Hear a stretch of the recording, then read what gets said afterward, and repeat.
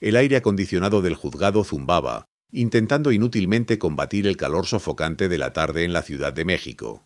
El zumbido era un telón de fondo constante para la voz persuasiva del licenciado, una melodía apenas audible bajo la elocuencia de cada una de sus palabras. Vestía un traje de lino italiano, impecable, de un azul tan profundo que casi parecía negro bajo las luces fluorescentes, y unos zapatos de piel que brillaban como espejos pulidos. Cada gesto de su mano enguantada con un reloj de oro era preciso, calculado, como el de un director de orquesta.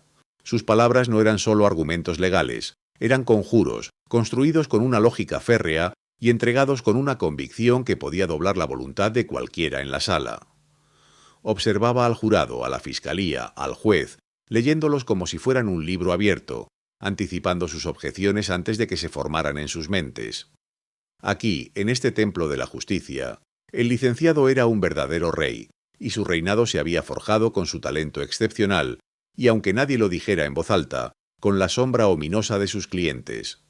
Nadie en esa sala, salvo quizás él mismo, conocía la verdadera fuente de la opulencia que lo vestía, que le permitía llevar ese reloj Patek Philippe, o que financiaba su penthouse en Polanco y las vacaciones anuales en la Riviera Maya.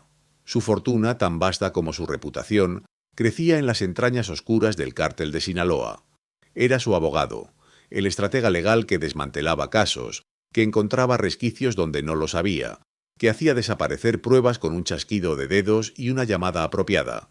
Su éxito, tan deslumbrante, era un pacto con el diablo, una venta de su alma a cambio de un poder y una riqueza inimaginables.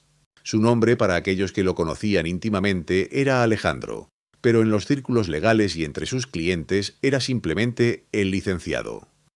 Había nacido en un barrio humilde de Monterrey, donde el polvo de la calle y el anhelo de algo más grande eran el pan de cada día. Desde pequeño su mente era un arma afilada.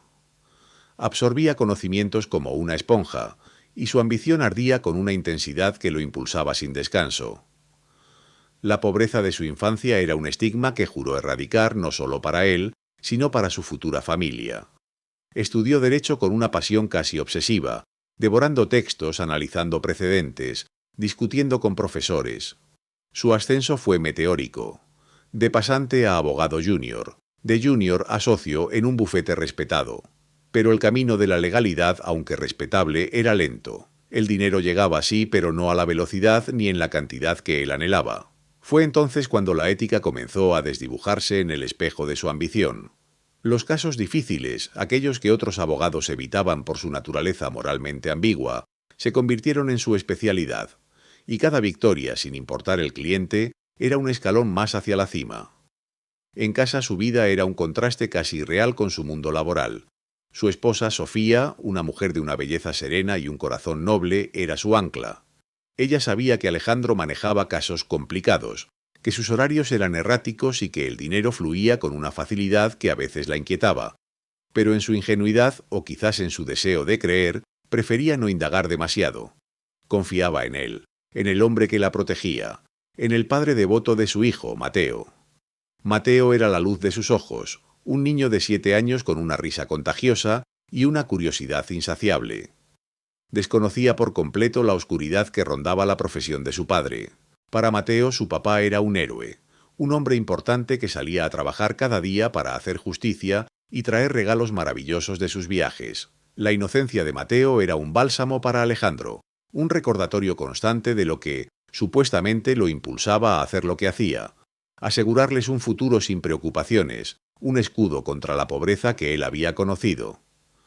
La llamada llegó en una tarde lluviosa mientras Alejandro revisaba unos documentos en su oficina. El teléfono sonó. Un número desconocido, prefijo de Sinaloa. Una voz grave, sin rodeos, le preguntó si estaba dispuesto a trabajar para ellos. La oferta era descarada, directa, y la suma que mencionaron hizo que el aliento se le quedara atascado en la garganta. Era una cantidad que superaba con creces sus ganancias anuales en un solo caso. La voz le aseguró que no solo sería una cuestión de dinero, sino de respeto, de protección, de un nivel de influencia que ningún abogado honesto podría soñar. Era una oferta imposible de rechazar. Sabía a quién se referían, por supuesto. El nombre del cártel de Sinaloa se murmuraba en todos los rincones del país. Aceptar significaba cruzar una línea de no retorno, pero también significaba la libertad financiera definitiva, la seguridad absoluta para su familia, el poder que siempre había anhelado. Colgó el teléfono con las manos temblorosas, un sudor frío empapando su camisa.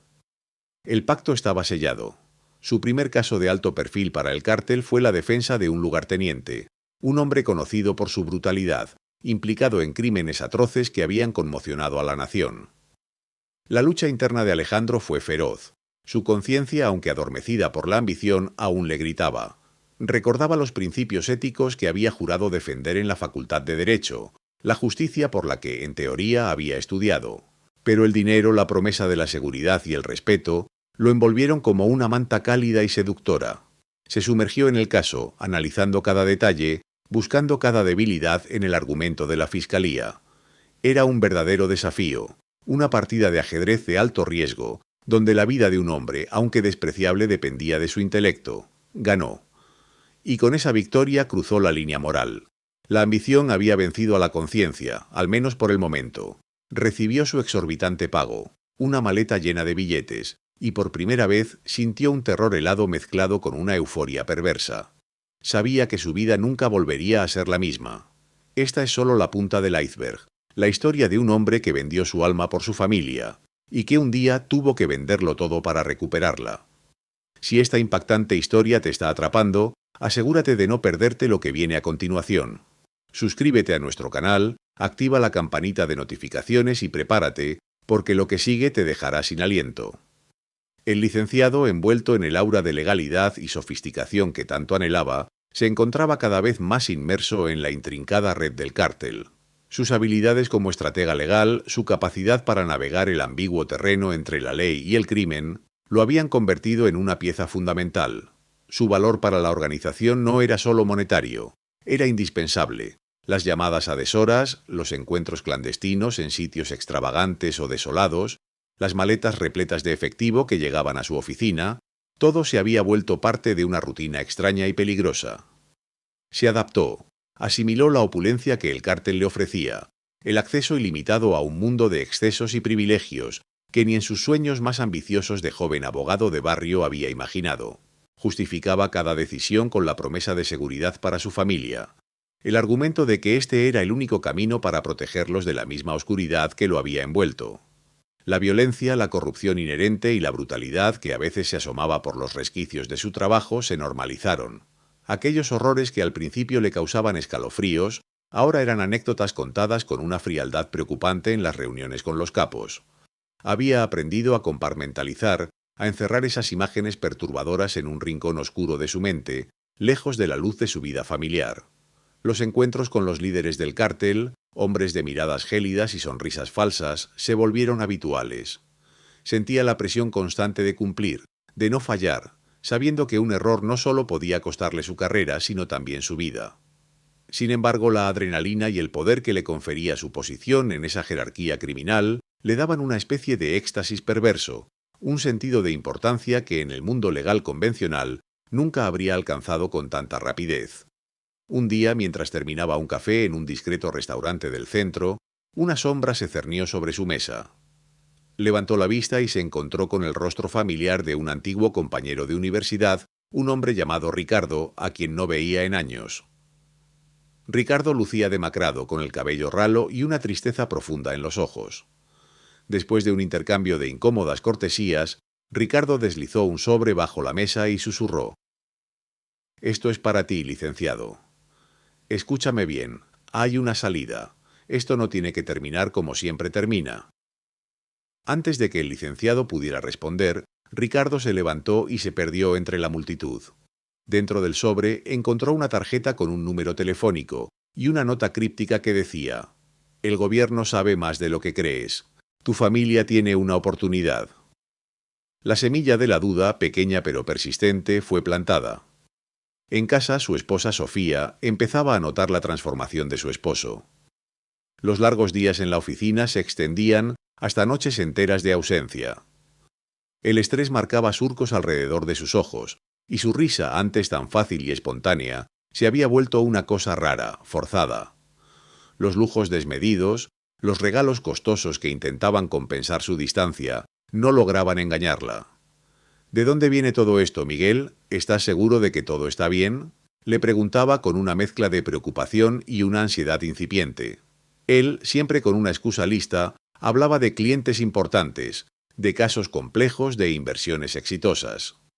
Pero la distancia emocional entre ellos crecía, un abismo silencioso que amenazaba con devorar su matrimonio. Sofía sentía que el hombre del que se había enamorado se estaba desvaneciendo, reemplazado por un extraño acosado y enigmático.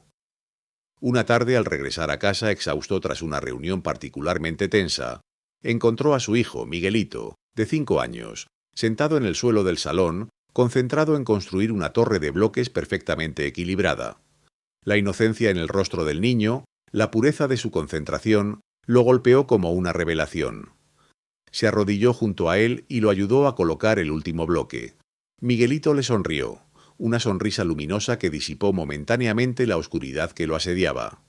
En ese instante, el licenciado recordó los valores que sus padres le habían inculcado, la honestidad, la integridad, la justicia, todo aquello que había sacrificado poco a poco en su ascenso meteórico. Su hijo era su ancla moral, el último vestigio de la bondad que creía haber perdido. La idea de que Miguelito pudiera crecer en la sombra de sus decisiones, de que su inocencia pudiera ser manchada por la oscuridad de su padre, le revolvió el estómago. La realidad de su situación se hizo brutalmente clara poco después. Una noche, mientras revisaba unos documentos en su despacho, su teléfono sonó. Era una voz distorsionada, robótica, que no dejaba lugar a dudas. Licenciado, sabemos que es brillante, sabemos que es leal, y sabemos que tiene una familia que cuidar. No olvide de dónde viene su bonanza. Las paredes tienen oídos, y nosotros tenemos ojos en todas partes. La llamada duró solo unos segundos, pero el mensaje fue escalofriante. No era una amenaza directa, sino un recordatorio velado, un susurro gélido que le recordaba la verdadera naturaleza de su protección. Una jaula de oro de la que no había escapatoria. En ese momento el licenciado comprendió que su lealtad al cártel no era una elección, era una condena. La semilla de la duda, plantada por Ricardo, ahora germinaba con una fuerza incontenible, entrelazándose con el miedo más profundo por la seguridad de su familia. El temor se apoderó de él, un terror frío y visceral que le hizo cuestionarse si la riqueza y el poder valían el precio de su alma y la tranquilidad de los suyos.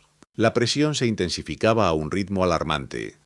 El licenciado sentía el nudo en el estómago apretarse cada mañana, un presagio sombrío que se reforzaba con cada titular de prensa. Las operaciones del gobierno mexicano contra el cártel de Sinaloa no eran ya incursiones esporádicas, sino una embestida frontal, coordinada y despiadada.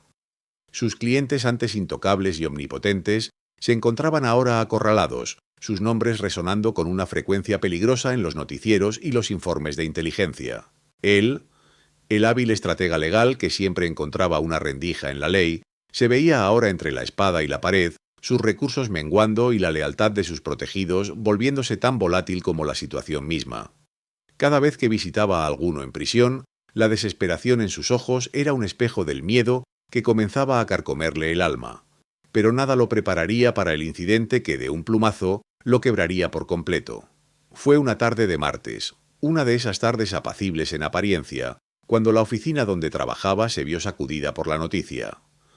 Un retén militar, establecido como parte de una operación para capturar a uno de sus clientes más antiguos, había degenerado en un tiroteo caótico. Un vehículo civil, una camioneta familiar, se había cruzado en el fuego cruzado. No eran miembros del cártel, ni informantes ni rivales. Eran una familia cualquiera que regresaba de un día de campo. Padres, abuelos y 2 niños pequeños. Todos perecieron. La realidad cruda y brutal de la violencia del cártel, que él hasta entonces había mantenido encapsulada en expedientes y argumentos legales, se materializó ante sus ojos con una ferocidad inaudita. Las imágenes en los noticieros, el llanto de los familiares, el rostro inocente de esos niños, se le clavaron en la mente como dagas incandescentes. Ya no eran cifras, ya no eran daños colaterales. Era la vida de personas inocentes pulverizadas por la guerra que él, indirectamente, legitimaba y protegía. Esa noche el espejo le devolvió una imagen que le repugnó. Un hombre cansado, ojeroso, con un brillo inconfundible de culpa en la mirada.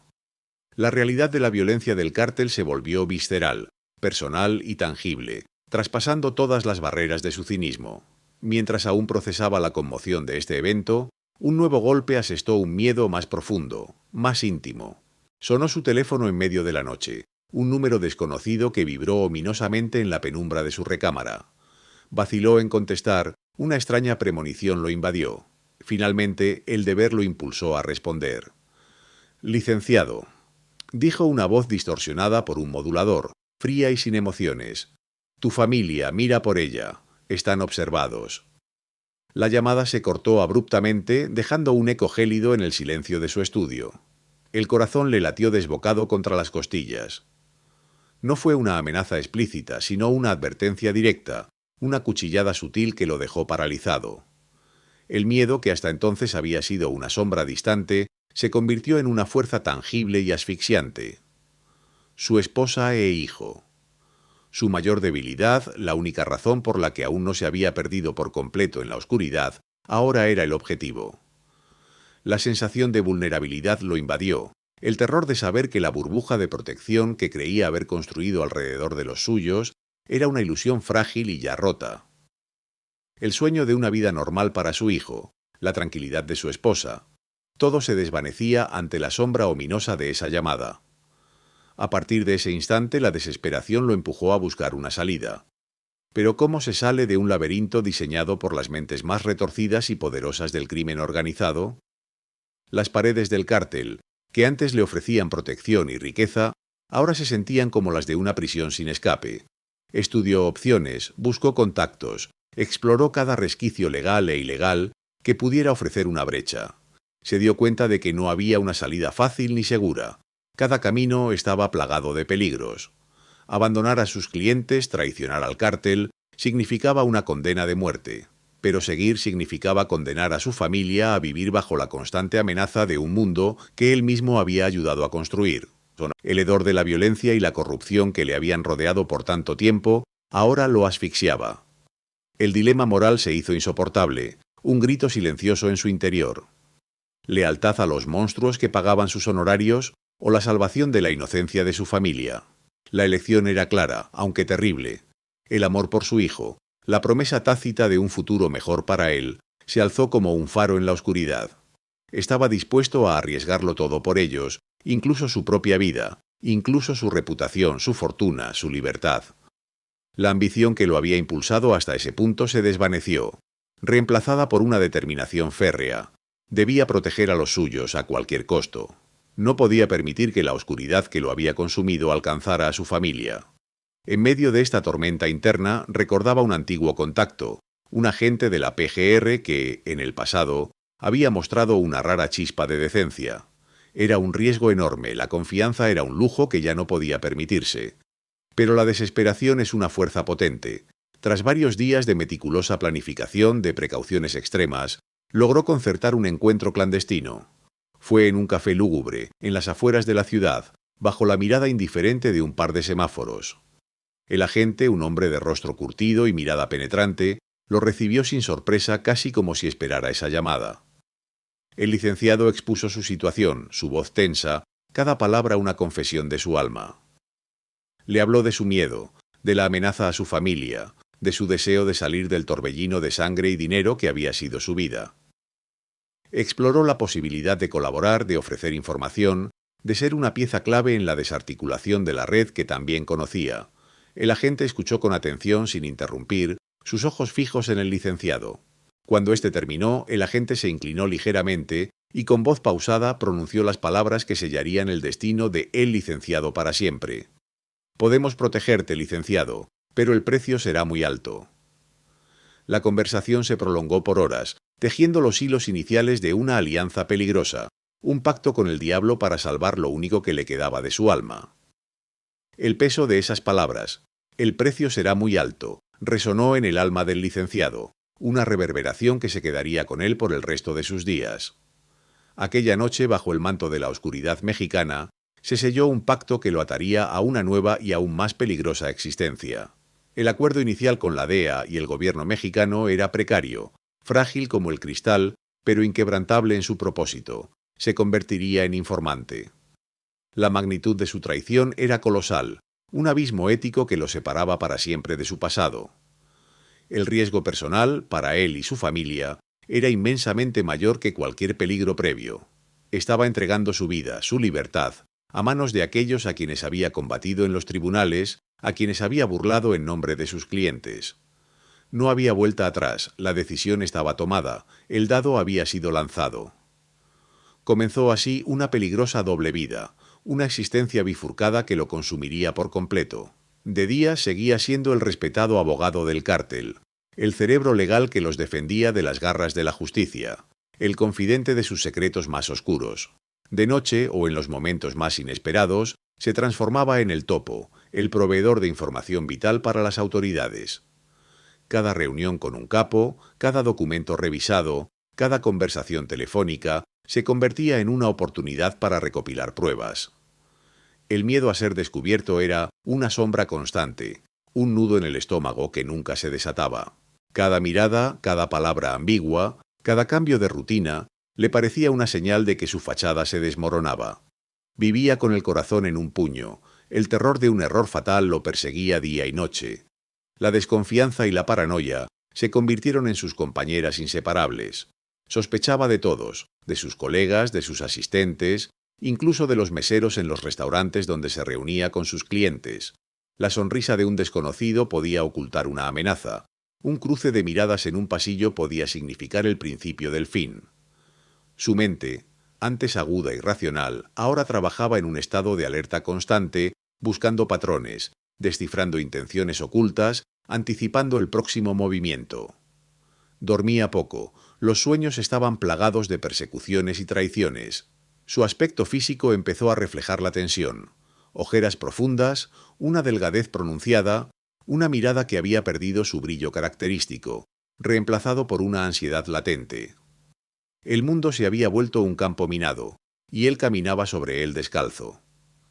La tensión se extendía a su hogar, impregnando el ambiente familiar como un veneno sutil.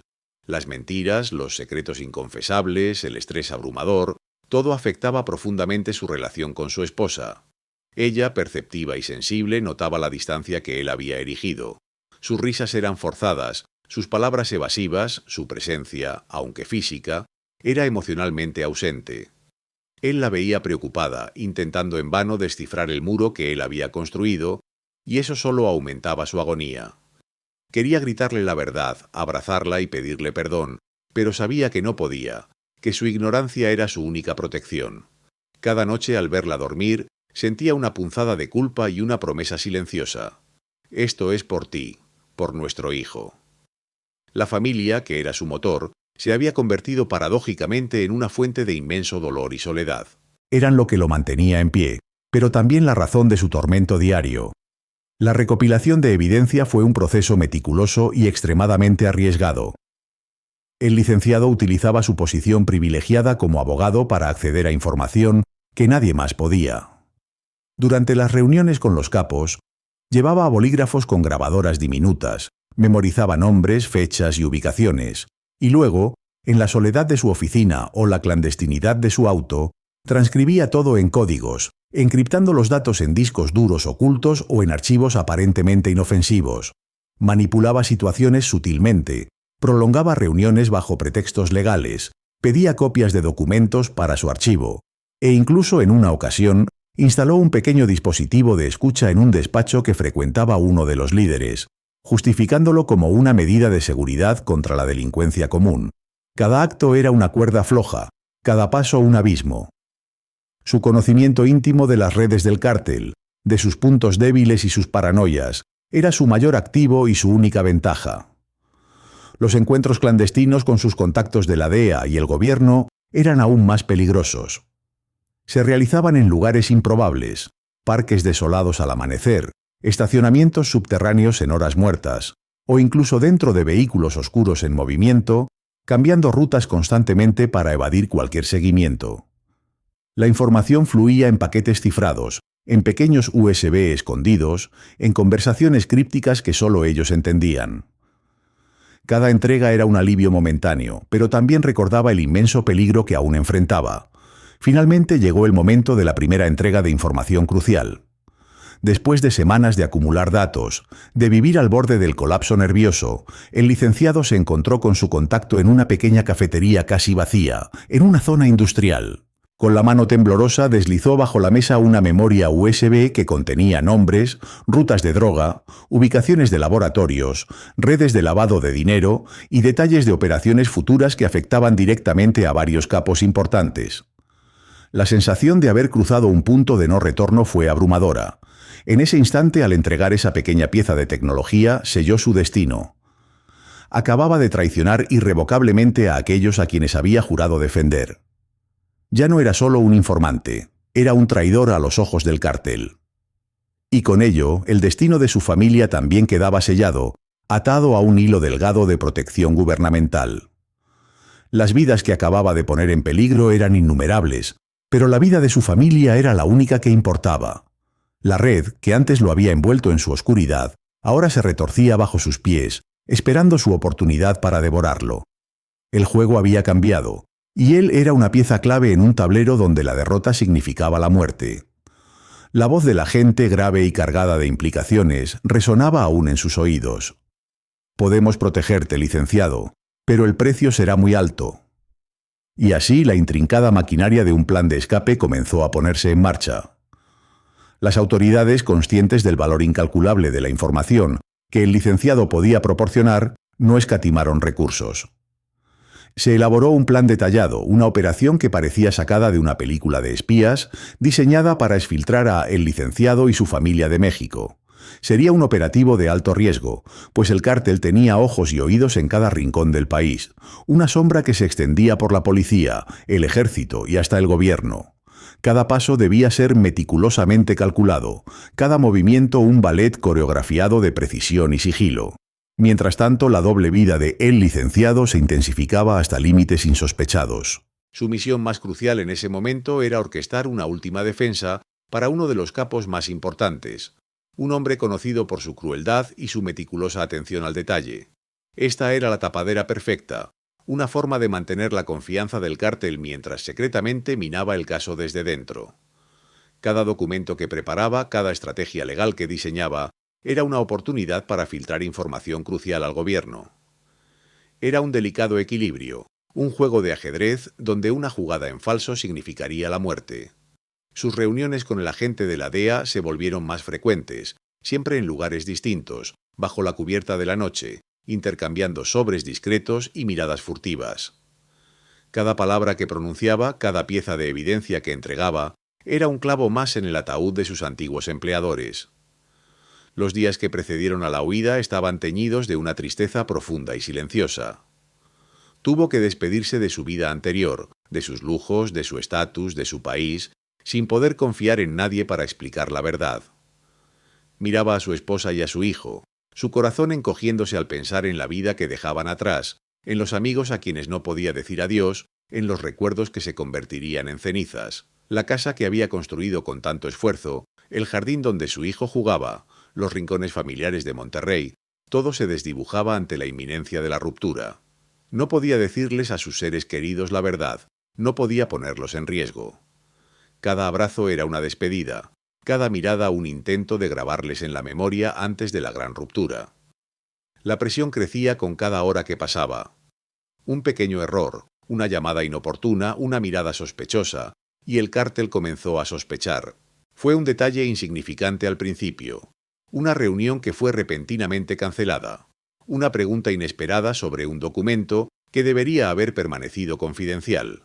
La paranoia de el licenciado, que ya era una compañera constante, se agudizó. La ventana para escapar se cerraba rápidamente. La amenaza de ser descubierto se sentía como una respiración fría en su nuca. Sabía que los ojos del cártel estaban sobre él, analizando cada movimiento, cada palabra. La confianza, ese frágil hilo que lo unía a su pasado, estaba a punto de romperse. El agente de la DEA confirmó sus temores. «Señor, el nido se está agitando. Tenemos que actuar ahora». Y así llegó el momento de la verdad. La noche planeada para la huida se cernió sobre ellos como un manto pesado. La tensión en el ambiente era palpable, un nudo en el estómago del licenciado que no podía desatar. Su esposa, aunque ignorante de la verdadera magnitud de la situación, Sentía la ansiedad que emanaba de él. El niño, ajeno a la tormenta que se avecinaba, dormía plácidamente en su cama. Las instrucciones eran claras: maletas ligeras, solo lo esencial, no levantar sospechas, salir de México sin un rastro, sin un adiós, sin una señal que pudiera alertar a los lobos que ya rondaban. La secuencia del escape fue una pesadilla en cámara lenta, un torbellino de adrenalina y miedo. Salieron de su casa en la madrugada bajo el pretexto de un viaje familiar repentino, sus rostros impávidos, sus corazones latiendo desbocados. El coche, con matrículas falsas y modificaciones sutiles, los esperaba en una calle oscura. El trayecto hacia el aeropuerto fue una tortura. Cada coche que los adelantaba, cada sirena lejana, cada sombra en la oscuridad, parecía ser una señal de su inminente descubrimiento. El licenciado mantenía la mirada fija en su hijo dormido en el asiento trasero, la razón de su valentía y su terror. Y en el aeropuerto la seguridad, que antes había sido una formalidad, ahora se sentía como un cerco. Pasaron por los controles los agentes de inmigración, las miradas curiosas. Cada segundo era una eternidad. Hubo un momento de pánico cuando un oficial de aduanas insistió en revisar una de sus maletas más a fondo, sus manos escarbando entre la poca ropa. El corazón del licenciado martilleaba contra sus costillas, imaginando el peor de los escenarios. Pero milagrosamente la maleta fue cerrada sin más indagar. Finalmente, el avión. Abordaron la aeronave, un vuelo comercial hacia un destino desconocido que era solo una escala. El alivio inundó a el licenciado al sentir el empuje de los motores, el despegue que los alejaba de la tierra que los había visto nacer y que casi los había devorado. Miró por la ventanilla mientras las luces de la ciudad se empequeñecían, un adiós amargo a la vida que había conocido. El escape angustiante había culminado por fin con la llegada a un lugar seguro bajo la protección del gobierno. No era la libertad que esperaba, pero era una segunda oportunidad, un nuevo comienzo para su familia. Una nueva identidad los esperaba, lejos del alcance del cártel, lejos de la justicia mexicana, lejos de todo lo que había sido familiar. El precio, como había dicho el agente, era muy alto, pero la vida de su familia no tenía precio. El precio, de hecho, fue incalculable. La vida que habían conocido se desvaneció como un espejismo en el desierto. Dejaron atrás la opulencia de su mansión, los autos de lujo, la servidumbre atenta, y se embarcaron en un viaje hacia lo desconocido, bajo identidades prestadas. El licenciado, su esposa y su hijo fueron reubicados en un país extranjero, un lugar donde el sol brillaba con una intensidad diferente y el idioma era una melodía extraña. De ser figuras prominentes en su círculo, se convirtieron en sombras, fantasmas del pasado que habitaban una existencia anónima. La adaptación a esta nueva realidad fue un golpe brutal. La esposa, que siempre había vivido en la burbuja de la riqueza y el estatus, se enfrentó a la cruda verdad de la vida sin sirvientes, sin el reconocimiento social al que estaba acostumbrada. El licenciado, acostumbrado a los complejos litigios y al poder que emanaba de su profesión, ahora era un hombre sin nombre, sin historia, sin un lugar donde ejercer su brillantez legal, al menos no abiertamente. Su verdadero trabajo comenzó, la razón de su exilio, el testimonio. Se convirtió en el arma secreta del gobierno, una fuente inagotable de información sobre el funcionamiento interno del cártel de Sinaloa. Semana tras semana, mes tras mes, se sentaba ante fiscales y agentes, desgranando nombres, fechas, rutas, operaciones y estructuras. Cada detalle, cada pequeña pieza del rompecabezas que él había ayudado a construir, ahora se utilizaba para desmantelarlo. Su conocimiento era tan profundo que su testimonio fue crucial en juicios de alto perfil contra los líderes más infames del cártel. Viajaba en secreto, bajo estrictas medidas de seguridad, a diferentes ciudades donde tenían lugar los procesos judiciales. Cada vez que subía al estrado, el miedo a las represalias era una sombra constante, un nudo en el estómago que se apretaba con cada palabra pública. Sabía que, aunque estuviera a miles de kilómetros de distancia, el brazo del cártel era largo y su furia implacable. Sin embargo, la determinación de proteger a su familia, de justificar el sacrificio que habían hecho, le daba la fuerza para enfrentar a los ojos de sus antiguos asociados, ahora reducidos a la condición de acusados. La reacción del cártel no se hizo esperar. Como un animal herido, la organización rugió de indignación al descubrir la traición del licenciado. Su nombre se convirtió en sinónimo de traidor y su cabeza en un objetivo prioritario. La cacería se desató, pero esta vez ellos estaban protegidos por los intrincados protocolos de seguridad de los gobiernos que lo resguardaban. Los reportes de inteligencia que llegaban a los agentes encargados de su protección confirmaban la intensidad de la búsqueda. El licenciado escuchaba estas noticias con una mezcla de pavor y una extraña satisfacción. Pavor porque sabía de lo que eran capaces. Satisfacción porque significaba que su ayuda estaba teniendo un impacto real, que su sacrificio no era en vano. El proceso de reconstrucción de la familia fue el desafío más grande y el más gratificante al mismo tiempo. Al principio, la esposa del licenciado luchaba con la magnitud de la mentira, con la vida entera que se había construido sobre la base de una verdad a medias. Las discusiones eran frecuentes, cargadas de reproches y frustración, pero con el tiempo y a medida que él compartía más detalles de la oscuridad en la que había vivido y de las amenazas que pesaban sobre ellos, ella comenzó a comprender la magnitud de lo que él había hecho para protegerlos. Vio en sus ojos el tormento, la culpa y la determinación férrea que lo había llevado a tomar semejante decisión. Poco a poco, las heridas emocionales comenzaron a sanar, y la confianza, aunque frágil al principio, empezó a reconstruirse sobre cimientos más sólidos, cimientos de honestidad brutal y amor incondicional. Aprendieron a valorar la sencillez, la privacidad y la seguridad por encima de cualquier lujo material. Ahora, cada abrazo era más significativo, cada momento juntos, un tesoro. A pesar de la seguridad que los rodeaba, el licenciado vivía con el peso inquebrantable de su pasado, los demonios de sus acciones, de las decisiones equivocadas, de las vidas que había rozado o afectado indirectamente a través de su trabajo para el cártel, lo perseguían en su nueva vida. Las noches a menudo se llenaban de insomnio, de imágenes de violencia y rostros conocidos. Los viejos hábitos de vigilancia, de mirar por encima del hombro, de analizar cada rostro en una multitud, eran difíciles de erradicar. Podían cambiar su nombre, su apariencia, su país, pero no podían borrar la memoria de quién había sido. La culpa era un compañero silencioso y constante, un recordatorio de lo bajo que había caído y del largo camino que aún le quedaba por recorrer para encontrar la paz. El mayor dilema, sin embargo, giraba en torno a su hijo. El niño, que al principio se adaptó con la facilidad de la infancia a un nuevo entorno y un nuevo idioma, empezaba a preguntar: ¿por qué se habían mudado? ¿Por qué ya no podían visitar a los abuelos? ¿Por qué su papá había cambiado tanto? La decisión de cómo y cuándo revelar la verdad a su hijo pesaba sobre sus padres. Querían protegerlo de la crueldad del mundo que ellos habían habitado, de la sombra de la violencia y la traición. Pero también sabían que la verdad, por dolorosa que fuera, era necesaria. La esposa abogaba por esperar, por preservar la inocencia del niño el mayor tiempo posible. El licenciado, sin embargo, creía que la honestidad, aunque gradual, sería la clave. Empezaron con pequeñas historias, parábolas sobre decisiones correctas e incorrectas, sobre el valor del coraje y la importancia de la familia. Querían enseñarle sobre las consecuencias de las decisiones no como un juicio, sino como una lección vital.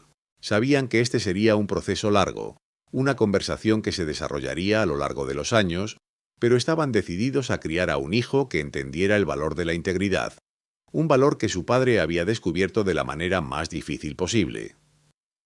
El impacto de su testimonio fue sísmico, resonando a través de los corredores del poder y las sombras del crimen organizado. Las condenas resultantes de su colaboración fueron un golpe demoledor para el cártel de Sinaloa, desestabilizando sus operaciones y desmantelando redes que parecían intocables. Líderes de alto rango, antes intocables, se enfrentaron a largas sentencias, y sus fortunas ilícitas fueron incautadas. El licenciado, una vez un engranaje en la maquinaria que defendía a estos hombres, se había convertido en el arma más efectiva en su contra. Su valentía, o quizás su desesperación calculada, había provocado una fractura profunda en la estructura del cártel, enviando ondas de choque que se sintieron desde las calles polvorientas de Sinaloa hasta los pasillos alfombrados de Washington. Aunque el cártel era un ente resiliente, su testimonio demostró que incluso los imperios criminales más arraigados podían ser vulnerables desde dentro, con la información correcta y la voluntad de usarla. En su nueva vida, lejos del brillo engañoso de la opulencia mala vida, el licenciado encontró pequeños momentos de felicidad, destellos de normalidad que antes le parecían inalcanzables. La rutina diaria, simple y sin adornos, se convirtió en una bendición. Trabajar en un empleo honesto, lejos de los reflectores, le ofrecía una especie de redención silenciosa. No había limusinas ni restaurantes de lujo, solo un salario justo y la satisfacción de ganárselo con sudor y esfuerzo. Quizás era un trabajo con menos glamour, uno que nunca habría considerado en su vida anterior, pero cada tarea cumplida, cada día de trabajo, le infundía un sentido de propósito y una dignidad que el dinero del cártel nunca pudo comprar. Su esposa, que ahora compartía el peso de la verdad y el alivio de la seguridad, encontró su propio camino en esta nueva realidad, dedicándose a la educación de su hijo y a la creación de un hogar estable. Pero a pesar de esta incipiente paz, el dolor de la pérdida era una constante punzante.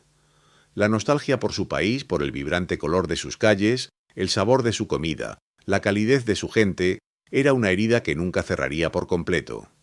México no era solo un lugar, era una parte intrínseca de su ser. Ver imágenes de su tierra natal en las noticias, escuchar el acento familiar de otros exiliados, le recordaba cruelmente lo que había entregado. La conciencia de que nunca podría regresar, de que su nombre y su rostro eran ahora un peligro mortal en su propio país, era una condena silenciosa que cargaría por el resto de sus días. Había cambiado todo por la seguridad de su familia, y aunque nunca se arrepentiría de esa elección, el sacrificio de su identidad y su patria era un precio inmenso. Enfrentar las consecuencias de sus acciones era una parte integral de su nueva existencia. Sabía que viviría con el riesgo latente, la sombra del cártel siempre acechando en los márgenes, pero había abrazado esa realidad. Su elección, por dolorosa que hubiera sido, era la correcta. Miraba a su hijo, que crecía ajeno al peligro inminente pero consciente de la dedicación de sus padres, y comprendía que cada paso, cada sacrificio, había valido la pena. La seguridad de su familia era un santuario, un altar al que había ofrecido su antigua vida. Había aceptado que la normalidad, tal como la conocía, era una quimera, y que su existencia futura estaría definida por la vigilancia y la gratitud por cada día que pasaba sin incidentes. Con el tiempo, el licenciado desarrolló un profundo aprecio por la libertad y la seguridad, valores que una vez había dado por sentados, o peor aún, que había comprometido en su búsqueda de poder y riqueza. La capacidad de caminar por la calle sin temor, de llevar una vida sin la constante presión de la traición y la violencia, era un lujo incalculable. Ya no era un prisionero de su propia ambición ni de las exigencias del cártel. Ahora era un hombre libre, aunque con una libertad marcada por el exilio.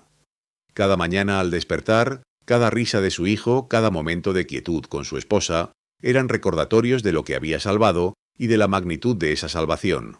Había recuperado su alma, aunque el proceso hubiera sido brutalmente doloroso. La paz interior que había logrado era fragmentada, no completa. La sombra del cártel y de sus propias acciones pasadas lo acompañarían siempre. Era un fantasma que a veces emergía en la quietud de la noche, o se manifestaba en una mirada de soslayo hacia el desconocido en la calle.